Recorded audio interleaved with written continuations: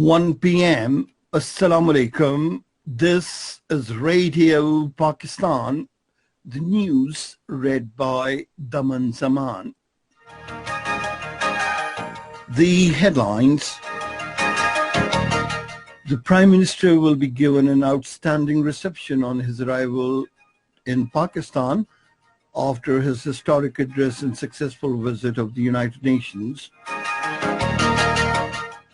The Special Assistant to the Prime Minister on Information says Pakistan would support the struggle of Kashmiri people for their inalienable right to self-determination in every situation. In Afghanistan, the process of counting of votes in the presidential election is in progress. The second one-day international of the three-match series between Pakistan and Sri Lanka will be played in Karachi tomorrow. And now the news in detail. Prime Minister Imran Khan will be given an outstanding reception on his arrival to Pakistan today after his historic address and successful visit of the United Nations. The Prime Minister, during his visit to New York, met a number of world leaders and apprised them of the deteriorating human rights situation in occupied Kashmir after the illegal and unilateral steps taken by India on the 5th of the last month. In his address at the United Nations General Assembly, the Prime Minister drew the world attention towards the plight of Kashmiris and asked the United Nations to play its due role in urging India to lift the inhuman curfew imposed in occupied Kashmir for over 50 days. Meanwhile, the Prime Minister has left for Pakistan from Jeddah, where he had a brief stopover in his travel itinerary from New York to Islamabad.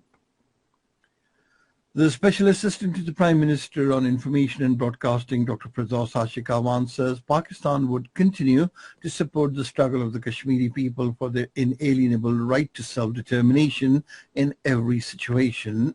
Talking to a private news channel, she said Prime Minister Imran Khan highlighted the Kashmir dispute and problems of its people at the United Nations General Assembly session as their ambassador.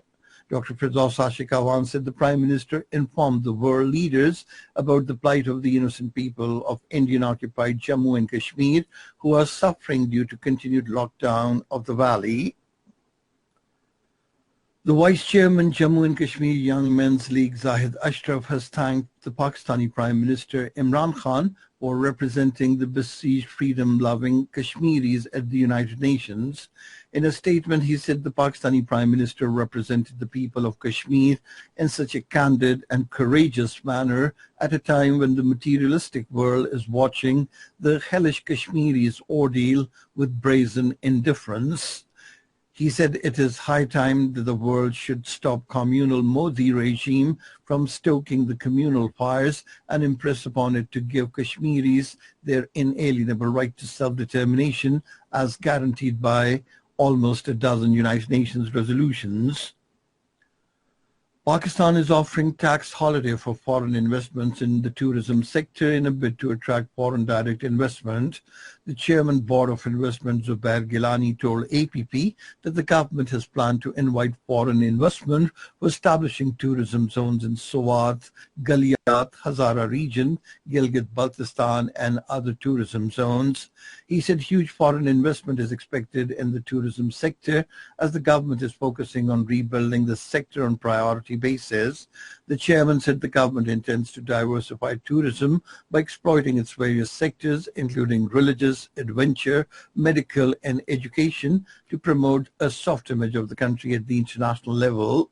He said the government would ensure provision of all modern facilities to the tourists to provide them enjoyable and secure environment.